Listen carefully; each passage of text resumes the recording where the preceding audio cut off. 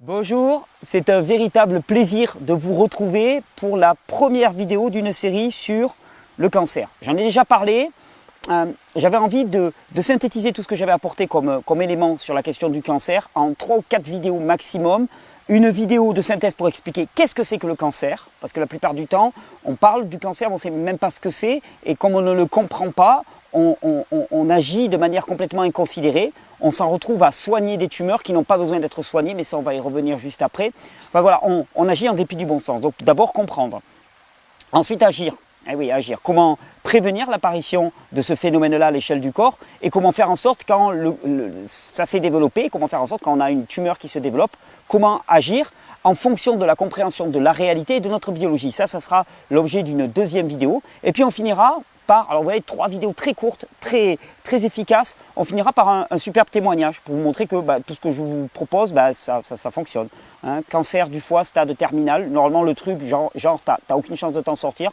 Bah oui, tu t'en sors. Parce qu'en fait, la seule chose qui fait que tu n'as aucune chance de t'en sortir, c'est que tu ne comprends pas le message qui t'est envoyé par ton corps. Alors vous êtes parti, 3, 4 vidéos maximum. Je crois qu'on m'avait demandé un petit sujet sur le cancer chez les enfants. Je pense qu'on peut le traiter aussi de manière spécifique parce qu'il y a pas mal de choses à dire spécifiquement là-dessus.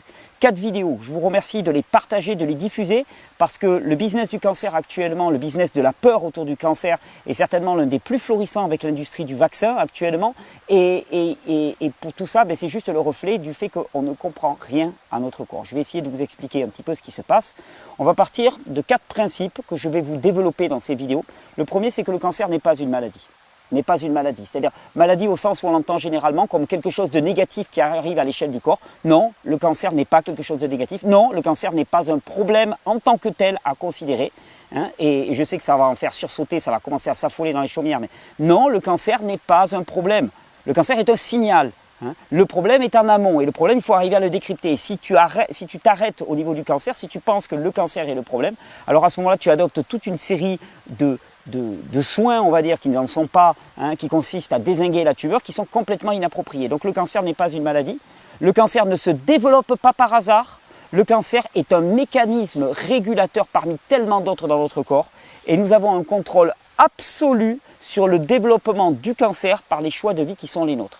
Ça, c'est ma proposition et je vais essayer de vous la démontrer. Vous vous rendez compte qu'elle est radicalement en rupture avec ce qu'on a toujours pu vous dire du cancer, c'est-à-dire que ça arrive, on ne sait pas trop pourquoi. Ouais, on te parle globalement peut-être de ton régime alimentaire, des niveaux de stress, mais ça reste extrêmement vague. Et globalement, la solution qui t'est proposée, c'est de traiter la tumeur cancéreuse à base de chimiothérapie, radiothérapie, traitement hormonal. On a une batterie de traitements, mais il t'est proposé de traiter la tumeur. Il y a un chercheur qui m'a beaucoup intéressé ces derniers temps, qui s'appelle Frédéric Thomas, qui a écrit tout un livre sur le cancer, qui s'appelle, je crois, la mauvaise nouvelle concernant le cancer, qui est un chercheur en biologie de l'évolution, et qui a réussi à démontrer ce que je pressentais depuis des années, et ce que je vous annonçais déjà depuis pas mal de vidéos, c'est que le cancer est un mécanisme régulateur du corps. C'est un mécanisme qui est prévu dès l'origine. Qu'est-ce qu'a montré Frédéric Thomas et son équipe de recherche? Ils ont montré que maintenant on devrait parler d'un oncobiote. Oncobiote, ça veut dire qu'on a un ensemble de cellules qui sont précancéreuses, qui sont natives, qui sont présentes dans tous les organes et que nous en avons tous. Quelque part, le développement de type cancéreux n'est pas quelque chose qui survient en cours de route, mais c'est quelque chose qui est déjà prévu dans notre biologie. Et depuis notre naissance, nous sommes tous porteurs de ces cellules, de ce programme. Il est inscrit en nous.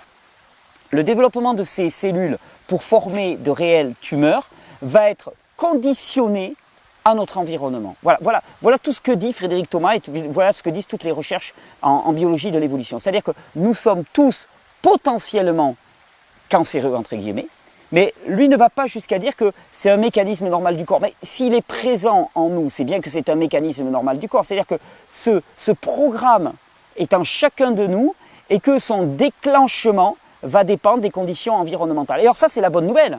Parce que si son déclenchement dépend des conditions environnementales, c'est-à-dire donc de tes choix de vie, ça veut dire que tu as un contrôle absolu sur le cancer. Si le développement d'une tumeur, elle est déjà prévue à l'origine, c'est pas quelque chose de négatif qui te survient, c'est pas quelque chose qui te tombe sur le coin du nez, tu n'attrapes pas un cancer, tu développes un cancer, ton corps développe une tumeur cancéreuse parce que c'est le meilleur moyen encore à sa disposition pour répondre à la situation de vie qui est la tienne. Et ça, je vais te l'expliquer ensuite. Donc on n'attrape pas un cancer, on se retrouve dans des conditions qui favorisent le développement de ces cellules pré-cancéreuses, qui se favorisent quelque part la manifestation de cet oncobiote.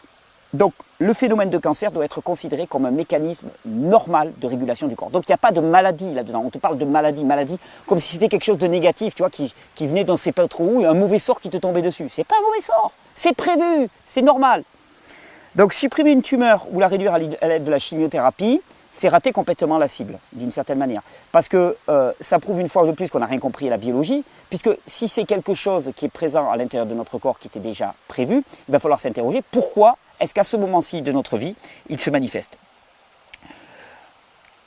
Je vais vous présenter un modèle de compréhension de la tumeur cancéreuse, qui je pense est le plus valable actuellement, et qui s'apparente à la notion d'alarme. Si tu as une alarme qui se déclenche chez toi, imaginons, tu crains qu'il y ait quelqu'un qui s'introduise dans ta maison, d'accord? Si tu as une alarme qui se déclenche pour te signaler qu'il y a quelque chose qui s'est passé au niveau de l'entrée dans ta maison, tu ne vas pas commencer à suspecter que ton système d'alarme dysfonctionne, tu vas commencer à suspecter qu'il y a quelqu'un qui est effectivement rentré dans ta maison. Si tu considères la tumeur cancéreuse comme un signal, comme un symptôme que t'envoie ton organisme, tu ne vas pas considérer qu'il y a un problème au niveau de la manifestation des tumeurs, tu vas considérer qu'il y a un problème au niveau de ton organisme et qu'il y a quelque chose qui n'est pas rempli. Et pour prendre l'analogie avec la maison, et ensuite je te donne mon modèle de compréhension des tumeurs cancéreuses. Pour prendre l'analogie avec ta maison, imaginons, tu as des déclencheurs qui sont situés sur l'ouverture des portes et des fenêtres. Tu as ton signal d'alarme qui s'allume. Qu'est-ce que tu vas faire? Tu vas foncer dans la première pièce avec ta lampe, et puis tu vas commencer à inspecter cette pièce. Tu vas essayer de voir si c'est cette porte qui a été fractionnée ou si c'est cette fenêtre qui a été fractionnée. Si ce n'est pas le cas, si tu vois que tout est normal, tu fonces dans la pièce suivante, puis tu fonces dans la pièce suivante, puis tu fonces dans la pièce suivante. D'une certaine manière, tu mènes une enquête dans ta maison pour savoir où est-ce qu'il y a eu le problème d'effraction et où est-ce que l'intrus est rentré. À l'échelle du corps, c'est ce que je vais vous proposer avec une tumeur cancéreuse. La tumeur cancéreuse est un signal d'alarme, un signal qui se déclenche, qui est un mécanisme qui est déjà prévu à l'origine dans le corps. Et quand ce mécanisme se déclenche, il s'agit de lancer une véritable enquête dans toutes les pièces de votre vie, votre alimentation, votre rythme de vie, votre niveau d'exercice physique, votre relation aux autres, votre vie spirituelle, votre environnement, tous les domaines qui déterminent votre vie, de les passer au crible et dans chacun de voir où est-ce que le bas pourrait blesser et de le corriger. C'est exactement ce qui est proposé par la tumeur cancéreuse. Alors, ce que je vais essayer de vous proposer, c'est un modèle d'analyse de ce que c'est que la tumeur cancéreuse. Un modèle dont je suis assez fier d'ailleurs parce qu'il est perso, je l'ai développé, je l'ai déposé. Et d'ailleurs, je mets au défi quiconque de prouver qu'il est invalide. C'est-à-dire, moi je vais vous le présenter, je vais vous dire pourquoi j'en suis arrivé là. Je mets au défi qui le veut de prouver qu'il est invalide, qu'il ne correspond pas à la réalité. Ce n'est même pas une question de valider, c'est de dire qu'il correspond à la réalité. Donc, expliquons. Un corps, normalement, un corps humain, ton corps humain, au quotidien, tu vis. Quand tu vis, tu agis, tu penses, tu interagis avec le monde, tu t'adaptes à l'environnement et donc pour ce faire, tu consommes des ressources et tu produis des déchets. C'est la caractéristique normale d'un être vivant, tu produis des déchets en fonctionnant. Tu produis des déchets, ces déchets normalement, ils sont évacués par un ensemble qu'on appelle les émonctoires de l'organisme. Les émonctoires, c'est le côlon, les reins, les poumons, la peau. Ils sont pris en charge par un système qu'on appelle le système lymphatique pour être évacués par ces émonctoires. Ça, c'est le régime normal, c'est-à-dire que tu vis normalement, tu produis des déchets, ces déchets sont évacués et tout va bien dans le meilleur des mondes. Et puis, il peut se trouver que par surcharge, par exemple, surcharge intellectuelle ou surcharge digestive ou trouble émotionnel quelconque, tu vis un grand stress, une grande colère, peu importe, ou tu manges n'importe quoi d'un seul coup, ton régime alimentaire est complètement délétère. En tout cas, il peut se trouver que, il commence à y avoir une accumulation de déchets dans ton corps, une production de déchets qui est supérieure à la capacité de tes portes de sortie de le traiter, qui est supérieure à la capacité de ton système de traiter ces déchets. Alors à ce moment-là, ça tombe bien, c'est pas un problème. Notre corps, il s'adapte, toujours il s'adapte. Il a des tas de solutions. Et la première des solutions qui va être mise en place, c'est un système qu'on appelle l'inflammation à l'échelle du corps. L'inflammation à l'échelle du corps, c'est un mécanisme régulateur qui vise à, comme dans une entreprise, tu as un surcroît de travail, tu embauches des ouvriers en CDD. Là, c'est exactement la même chose. Dans l'inflammation, le corps isole une partie de lui-même, dans lequel il va y avoir une dilatation des tissus, une augmentation du métabolisme, il va y avoir un gros afflux de globules blancs, donc ça permet de nettoyer. Un gros afflux de bactéries et de champignons, ça va permettre de nettoyer. Élévation du métabolisme, ça permet d'augmenter la vitesse des échanges. Et tout ça, c'est un mécanisme adaptatif du corps qui va dans le sens de augmenter la capacité du corps à traiter les déchets. Puis imaginons, soit par ignorance, hein, soit par bêtise, ça peut arriver aussi, hein, on n'est pas à l'abri hein, de ça, qu'on empêche l'inflammation. On l'empêche. Ou imaginons qu'elle ne soit pas suffisante, c'est-à-dire que la quantité de déchets à traiter est tellement importante que le corps n'y arrive pas. Hein, ou que l'on bloque vraiment l'inflammation. On te dit, ah mais l'inflammation c'est un problème, c'est une maladie. Alors à partir du moment, tu comprends, c'est ça le côté pervers avec la maladie. C'est qu'à partir du moment où tu estampilles maladie, dans maladie il y a le terme mal. Donc je veux dire, l'inflammation, elle n'avait rien demandé. Hein. Toi, tu lui colles le côté mal. Et puis après, comme c'est mal, eh ben, il faut l'enlever. D'accord? Donc tu t'es laissé persuader que l'inflammation était une maladie. Et comme c'est une maladie, il faut la supprimer. Donc tu prends des corticoïdes, ou tu acceptes de prendre des corticoïdes. Et à ce moment-là, tu bloques l'inflammation. Ou l'inflammation n'est pas suffisante. Alors, il n'y a pas de problème. Il y a un autre mécanisme hein, qui se trouve à l'échelle du corps, qui peut se mettre en branle et qui va permettre, d'une certaine manière, de traiter ces déchets. Qu'est-ce que ça va être? Ça va être des proliférations de champignons et de bactéries. Là, ouais, ça tombe bien. Ce sont des éboueurs finaux du système. Donc, ces champignons et ces bactéries vont proliférer et vont permettre de consommer tous ces déchets. Donc, tu as sortie normale par les émonctoires. Si ça ne suffit pas, inflammation. Si ça ne suffit pas ou que c'est empêché, prolifération fongique de champignons et de bactéries. Et si ces proliférations fongiques de champignons et de bactéries ne suffisent pas à traiter tous les déchets, ou qu'elles sont empêchées, parce que toi, tu as déjà empêché l'inflammation, donc tu dis, on est bien lancé sur le truc, hein, on va aussi empêcher les champignons et les bactéries, parce qu'on t'a dit, ouais, ça c'est un problème en tant que tel, clac, tu mets le tampon maladie, et à ce moment-là, c'est parti, hein, et tu empêches les proliférations de champignons et de bactéries, parce que tu dis, c'est ça le problème. Or, c'est jamais ça le problème. Ça, c'est un symptôme. Un symptôme, c'est un signal, c'est une alarme, c'est une alerte qui te dit qu'il faut réagir, qu'il faut changer quelque chose. Et toi, qu'est-ce que tu fais? Tu débranches l'alarme. Alors, tu vas dire, ah non, mais c'est pas moi, c'est le naturopathe ou c'est le médecin. En même temps, tu es quand même responsable de les laisser agir, parce que c'est ton corps au final, et c'est ton choix. Alors, il reste un quatrième mécanisme de régulation. Et ce quatrième mécanisme de régulation, il est prévu dès l'origine sous forme d'un oncobiote qui est à l'intérieur de notre corps. C'est la mise en quarantaine d'une zone du corps qui est tellement toxique, tellement remplie de déchets, que le corps n'arrive pas à la gérer. C'est un peu comme, moi chez moi par exemple, j'ai une bannette dans laquelle je mets le courrier en attente. Tu vois, le courrier en attente, c'est que j'arrive pas à gérer. Hein, puis je me dis toujours, il y a un jour où je vais pouvoir le traiter. C'est un peu la mise en quarantaine, courrier en attente. J'ai toutes les lettres qui s'accumulent, hein, et parce que je n'ai pas le temps de les traiter, parce que je n'ai pas le loisir de les traiter. Et la prolifération cancéreuse, c'est exactement de la même chose. De toute façon, je vais te dire, il faut être sacrément ignorant des mécanismes du corps humain pour imaginer qu'une tumeur, c'est-à-dire une croissance tissulaire à l'intérieur du corps, qui demande bien sûr à ce que le système nerveux, le système circulatoire, le système hormonal, endocrinien, à minima, le système métabolique aussi, fonctionne main dans la main. Je veux dire, pour créer du tissu, c'est pas le truc que tu fais comme ça. Tu vois, je veux dire, tu trouves pas ça dans Pif Gadget. Globalement, ça demande quand même un énorme effort à l'organisme. Eh bien, il faut être d'un niveau de méconnaissance assez élevé dans le fonctionnement du vivant pour imaginer que 4-5 systèmes du corps peuvent fonctionner de concert sans que ça soit complètement sous la direction du corps. Tu vois, comment imaginer qu'une tumeur, ça se développe, hop, et puis le corps n'a aucun contrôle dessus. Mais bien sûr qu'il a un contrôle, parce que ça implique tellement de systèmes que c'est obligatoirement le corps lui-même qui l'organise, le corps lui-même qui l'orchestre, le corps lui-même qui fait que cette tumeur se développe. Et cette tumeur, on peut réellement l'interpréter comme une mise en quarantaine d'une zone de l'organisme qui est trop pleine de déchets. Alors, tu comprendras aisément que si la tumeur est une mise en quarantaine d'une partie de l'organisme, alors, nouveau petit scud, hein, on ne meurt jamais d'une tumeur. Et non, mais je veux dire, on te persuade, quand tu vas voir un médecin oncologue, on te persuade que la tumeur est le problème et que la tumeur est en train de te tuer, c'est complètement faux. Je veux dire, il peut arriver des cas extrêmes dans lesquels le développement tumoral est tellement gros qu'il empêche une fonction biologique. Par exemple, il vient obstruer le côlon, par exemple, ou il vient tellement presser sur des organes que ça va impacter le fonctionnement de ces organes, mais on ne meurt jamais d'une tumeur. Et là aussi, je mets quiconque au défi de me prouver qu'on meurt d'une tumeur. On ne meurt pas d'une tumeur. Et tu te rends compte à quel point on nous a lavé le cerveau. On nous a persuadé que la tumeur était le problème et qu'on mourrait de tumeur. C'est faux, c'est archi faux. Personne n'est jamais mort d'une tumeur. Par contre, tout le monde meurt d'une accumulation de déchets. La tumeur étant une manifestation extrême, c'est le dernier signal, c'est la dernière sonnette d'alarme qu'envoie le corps. hein, pour te dire tu es en train de mourir. Tu es en train de mourir sous l'accumulation de déchets.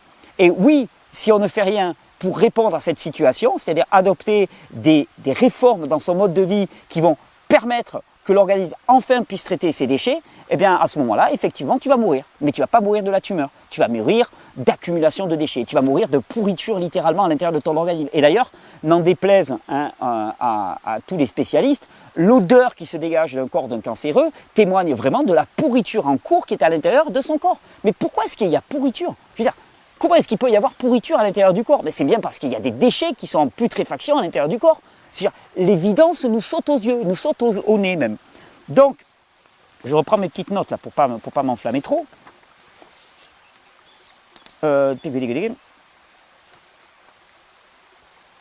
Oui, ben, tu vas me dire, ok, là, Thierry, c'est bien joli toute ta théorie, parce que c'est une théorie, bien sûr, c'est une théorie, mais c'est une théorie au même niveau que la théorie qui te dit que finalement les tumeurs sont un problème et que les tumeurs sont en train de te tuer. Moi, je te mets au défi de prouver que ce que je dis est faux. Mais alors, tu vas me dire, mais oui, mais Thierry, et les métastases là-dedans. Mais je vais te dire, on n'a pas besoin d'inventer des méchantes cellules cancéreuses qui migrent pour avoir des métastases. Dans la mesure où on accepte l'hypothèse de Frédéric Thomas et de son équipe qu'on a un véritable oncobiote, c'est-à-dire qu'à l'intérieur de chaque organe, il y a des cellules précancéreuses, eh bien, les mêmes conditions produisent les mêmes effets, les mêmes situations dans différents organes. Ça va se développer dans le foie, ça va se développer dans les os, ça va se développer dans le pancréas, ça va se développer dans les reins, ça va se développer dans les poumons, ça va se développer de manière généralisée. Pourquoi? Parce que c'est le feu partout dans ton corps, parce que l'accumulation de déchets est tellement importante que ce programme, qui normalement est un programme qui ne doit se déclencher qu'en extrême urgence, se déclenche à l'échelle de tout ton corps. Alors, moi je vais te dire, tu vas me dire, mais alors attends Thierry, si ton histoire elle est vraie, comment est-ce qu'on peut ne pas avoir de cancer? Comment est-ce qu'on pourrait faire en sorte? Bien, il suffit de faire en sorte que le programme exceptionnel ne se déclenche pas. Et si tu entends bien ce que je t'ai dit, ce programme exceptionnel qui consiste dans le cancer se déclenche uniquement parce que les réserves métaboliques de ton corps sont épuisées, c'est-à-dire que ton corps n'a plus assez de minéraux, de vitamines, de micronutriments pour lutter au quotidien contre l'accumulation des déchets, parce que ton système n'arrive plus à faire sortir ces déchets et que finalement tout ça, ça demande au corps de s'adapter d'une manière qui obligatoirement ne te plaît pas. Ouais, parce que c'est pas parce que les tumeurs cancéreuses ne te tuent pas et c'est pas parce que les tumeurs cancéreuses ne sont pas des maladies qu'elles ne nous demandent pas de nous interroger sur qui nous sommes et ce que nous faisons. Mais bien sûr que c'est une alarme. On va dire, oui mais Thierry, mais alors à ce moment-là, quand tu as une tumeur, tu fais rien. Bien sûr que non, tu fais rien, tu fais pas rien. Non, parce que si tu fais rien, je veux dire, tu as ton alarme qui gueule à tout va dans la maison, bien sûr que tu vas faire quelque chose. Mais ce que tu vas faire, c'est pas déconnecter l'alarme. Hein, ça, c'est pas très malin. On est d'accord, c'est pas très intelligent. Ce que tu vas faire, c'est comprendre pourquoi l'alarme s'est déclenchée. Et globalement, ce que je reproche plus à la médecine symptomatique actuelle, c'est qu'elle nous conduit à penser que le problème c'est l'alarme, alors que le problème c'est les facteurs déclenchants de l'alarme. Alors, moi avec le cancer, je vous encourage une fois de plus à considérer qu'est-ce qui a permis au cancer de se déclencher. Qu'est-ce qui a fait en sorte que ce programme qui est présent dans le corps humain, qui est présent dès notre naissance, puisse se déclencher? Quelles sont les conditions qui ont présidé à son apparition? Si vous posez cette question, si vous menez cette enquête, alors je peux vous dire que vous avez déjà la solution. Et si vous avez la solution, alors à ce moment-là, l'alarme s'arrêtera de sonner. C'est aussi simple que ça. On va en parler dans la prochaine vidéo, mais le cancer, c'est rien de plus que ça. C'est pas grand-chose en tant que tel, le cancer. C'est juste une erreur d'incompréhension. Alors, si on ne meurt pas du cancer, si on ne meurt pas d'une tumeur cancéreuse, par contre, on meurt d'ignorance. J'espère que ces vidéos, elles vous permettent de gagner un peu de vie en gagnant de la connaissance que vous allez pouvoir transformer en action pour vous et pour vos proches. Pour vous comprendre que la plupart du temps, vous êtes fait balader par rapport à cette histoire de cancer, que tout le business qui a été créé autour du cancer sert à détruire des choses qui ne sont pas un problème en tant que tel. Donc, c'est un business model absolument stupéfiant. En fait, on t'apprend à débrancher l'alarme, alors que le problème n'est pas l'alarme, c'est le facteur déclencheur. J'espère que vous pourrez prendre ça pour agir de manière intelligente et efficace dans votre vie et de celle de vos proches. Je vous donne rendez-vous pour la seconde vidéo qui suit juste après. Comment faire en sorte de ne jamais avoir de cancer ou de ne plus avoir de cancer une fois que ça s'est développé. Je vous souhaite une bonne régénération. Merci de partager cette vidéo. Petit clap de fin, rapido. J'espère que cette vidéo, elle vous aura plu. Vous avez vu, c'est tout simple, c'est tout bête, c'est tout ce que je dis depuis des années. Et là maintenant, on a des preuves tangibles. Et ça me fait vraiment jubiler. J'espère que vous pourrez le prendre pour ce que c'est et vraiment faire en sorte que cette connaissance de quel est le vrai problème puisse vous permettre d'agir de manière beaucoup plus efficace que vous l'avez fait jusqu'à présent. Petites annonces, j'en ai pas. Si juste demain soir, je vous donne rendez-vous demain soir, mardi, pour le live. On reprend le live depuis les montagnes. Et à part ça, ben non, j'ai rien à vous annoncer. Simplement que je suis très heureux de faire ces vidéos. Que je suis très heureux aussi de les faire. Je suis un peu accro à cet endroit pour faire les vidéos. Vous avez vu, juste là, c'est ma baignoire préférée. Et je peux vous dire que dès que la vidéo va être arrêtée, je vais pouvoir m'y plonger allègrement. L'eau dans les montagnes, elle reste quand même à 4-5 degrés, même en plein été. Enfin, l'été approche, même en plein été. Et donc, c'est un véritable bonheur dans ce cadre magnifique. Donc, je vous remercie de me permettre de faire une vidéo pour ensuite pouvoir aller me baigner. C'est un véritable plaisir. Je vous souhaite une bonne régénération. Faites le choix de la vie.